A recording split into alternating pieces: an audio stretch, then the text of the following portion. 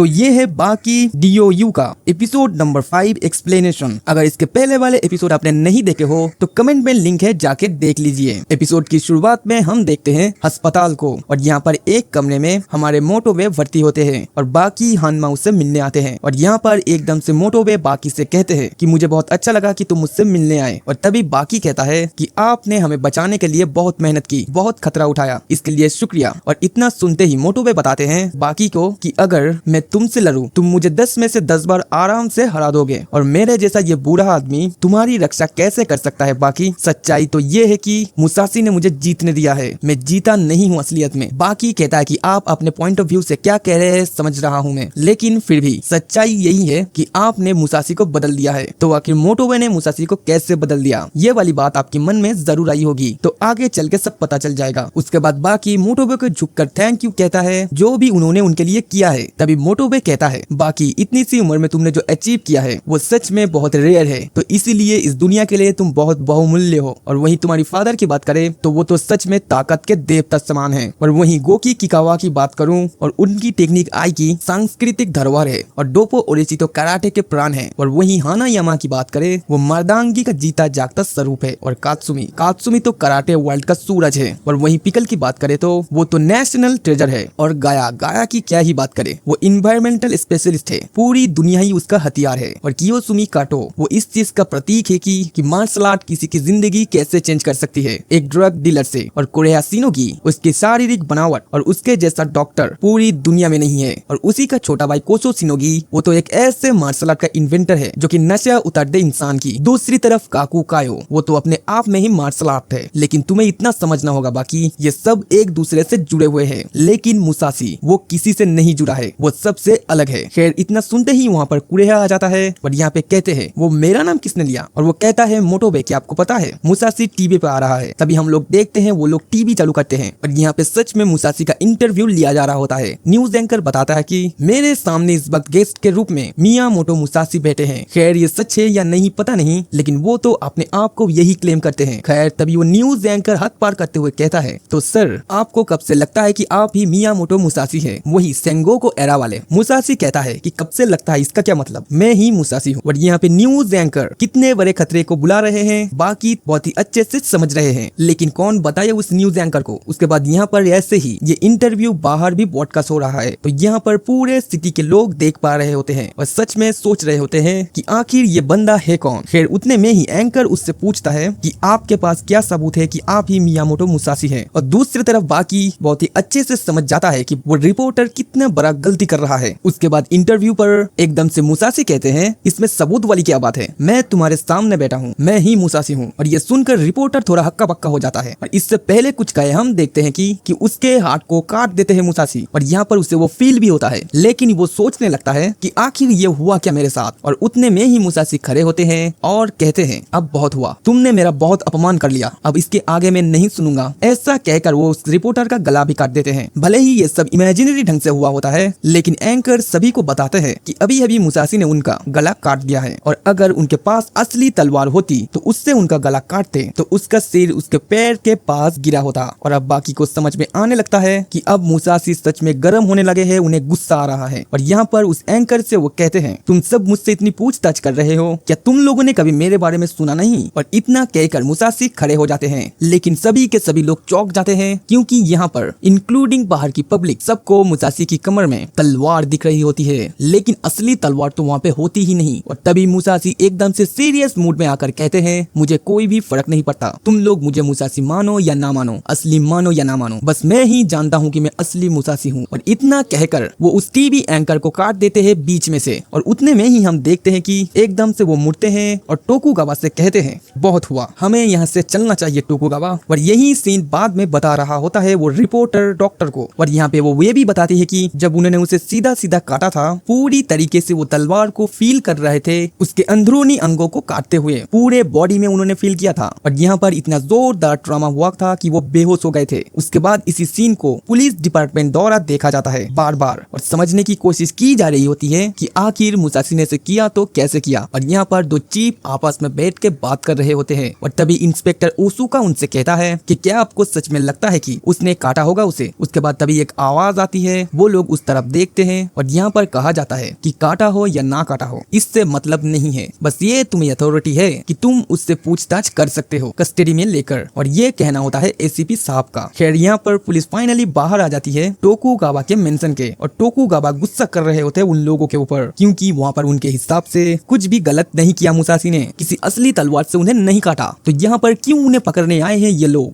और साथ ही साथ टोकुगावा पुलिस से ये भी कहता है कि तुम्हारी हिम्मत कैसे हुई मेरे मेंशन में घुसने की, इतने रात को मेरी नींद खराब कर दी तुमने। और उसके बाद तुरंत टोकुगावा थोड़े सीरियस हो जाते हैं और कहते हैं चले जाओ यहाँ से, इससे पहले कि मुसाशी बाहर आ जाए। और मुसाशी बाहर आ भी जाते हैं। यहाँ पर जैसे ही वो लोग मुसाशी को देखते हैं, उनको बाहर आते हैं उनके दो तलवार के साथ, असली वाले वो पुलिस वाले एकदम भाग खड़े होते हैं, एकदम दौड़ के दूर चले जाते हैं। खैर ऐसे ही उनके पीछे पीछे मुसाशी उनकी तरफ जा रहे होते हैं बाहर, और यहाँ पर टोकुगावा चिल्लाकर उन्हें मुड़ने पर मजबूर करते हैं। और यहाँ पर टोकुगावा उनसे पूछते हैं कि आप कहाँ जा रहे हैं, आपको अंदर चलना चाहिए, आप समझ क्यों नहीं रहे मुसाशी। वो बहुत बड़ा टीवी एंकर था, उसने इन्हें शिकायत की है कि अगर आप बाहर जाएंगे तो पुलिस आपको इंट्रोगेशन के बहाने पकड़ लेंगी, अरेस्ट हो जाएंगे आप, लेकिन जब तक आप इस मेंशन के अंदर रहेंगे मैं आपसे वादा करता हूँ, पुलिस तो क्या प्रधानमंत्री भी यहाँ पे आ जाए तो आपको अरेस्ट नहीं कर सकते, लेकिन अब बाहर गए तो मैं आपको नहीं बचा पाऊंगा। खैर इतना सुनकर हम देखते हैं कि एकदम से मुसाशी टोकुगावा के पास जाते हैं, और जैसे ही वो टोकुगावा के पास जाते हैं उनके लेवल में वो बैठते हैं, और यहाँ पर टोकुगावा को वो गले लगा लेते हैं बहुत ही जेंटल तरीके से। गले लगाने के बाद वो टोकुगावा से कहते हैं कि जो भी आपने मेरे लिए आज तक किया उसके लिए आपका बहुत बहुत शुक्रिया मिस्टर टोकुगावा। और इतना कहकर मुसाशी वहाँ से चले जाते हैं, और बाहर पुलिस घात लगाए बैठी होती है। तो हम देखते हैं यहाँ पे ऑफिसर उषा के सामने मुसाशी खड़े होते हैं और अपने मर्डरस ऑरा मोड में होते हैं। वो उनसे कहते हैं जो भी तुम्हारा नाम है, मैं तुमसे ये साफ साफ कह रहा हूँ कि मैं तुम्हारे साथ नहीं चलूंगा। और ऑफिसर उसुका जो होते हैं, जो कि फॉर सम रीजन एकदम अजीब सा एटीट्यूड वाला लुक करता है, वो मुसाशी से कहता है कि ये मैं तय करूंगा तुम मेरे साथ चलोगे या नहीं। देखो कितने सारे मजबूत लोग भी मेरे साथ लाया हूँ, मैं सिर्फ एक ही बार कहूंगा मेरे साथ जाने के लिए, और इसके बाद तुम अगर नहीं चले मेरे साथ तो मैं तुम्हारी हड्डी पसली तुड़वा दूंगा इस पहलवानों से। और हाँ, अभी के अभी ये दोनों तलवार मुझे सबमिट कर दो, और एकदम अच्छे बच्चे की तरह तुम मेरे बात को मान लोगे तो हो सकता है तुम्हें कम मार पड़े। और इतना सुनते ही मुसाशी को और ज्यादा गुस्सा आ जाता है, और वो उनसे कहते हैं अच्छी बात है, अब तुमने बहुत कह लिया, लेकिन अब मेरी सुनो, मैं इस पूरे शहर को काट दूंगा, और अगर तुम में दम है तो मुझे गिरफ्तार करके दिखाओ। इतना सुनते ही ऑफिसर उसुका कहता है कि ये कहीं ना मर्दों वाली बात, और इतना कहकर वो इशारा कर देता है। इससे होता ये है वहाँ पर ऑफिसर जो होते हैं एक मशीन निकाल लेते हैं मुसाशी को पकड़ने के लिए, और यहाँ पर मुसाशी उनसे कहती है जरा देखो तो मुझे पकड़ने के लिए खिलौने लेकर आए हो। और इतना कहकर फटाक से मुसाशी उन्हें वही का वही काट देते हैं, और लिटरली वो खिलौने जमीन में गिर जाते हैं। मेरी बात सुनो, मुझे पकड़ने के लिए तुम्हें इससे भी बड़े हथियार आने की जरूरत है। और इतना कहते ही सारे के सारे पुलिस ऑफिसर गन निकाल लेते हैं, और यहाँ पे एक ऑफिसर एकदम से गन पॉइंट कर देते हैं उनके ऊपर, और उतने में ही हम देखते हैं जो कि पिन पेक कर मार देते हैं मुसाशी उस ऑफिसर को। और यहाँ पे एकदम हवा की तरह फ्लाइट करते हुए जाकर एक जोरदार घूंसा मारता है बिल्कुल उसुका के चेहरे पर, और बाकी के बंदों के ऊपर भी वो बेयर हैंडेड अटैक कर देते हैं। और साथ ही साथ यहाँ पर अपने खून को पहुंच ही रहा होता है उसुका, उतने में ही वो नोट करता है कि मुसाशी ने सारे के सारे ऑफिसर्स को निपटा दिया है। और यही जो वो किया है वो अपनी सीनियर ऑफिसर को बता रहे होते हैं कि मुसाशी ने लिटरली कि इतने सारे तगड़े बंदे को अकेले ही पीट दिया, अपने आप ही वो लोग अपना हार मान गए, उसके सामने कोई भी नहीं टिक सका, और वो बड़ी ही आसानी से वहाँ से निकल गया। उसके बाद ये चीज जो है वो एकदम नेशनल न्यूज बन जाती है, एकदम से चारों तरफ पुलिस की मुस्तैदी बढ़ा दी जाती है, और सभी लोग मुसाशी को क्रिमिनल मानने लगते हैं। और इस न्यूज को बाकी भी देख रहा होता है, और उसे देखकर मोटोबे की उसकी बात याद आती है कि मोटोबे ने कहा था कि मुसाशी बहुत ज्यादा अकेला है। खैर उन्हीं बातों को याद करके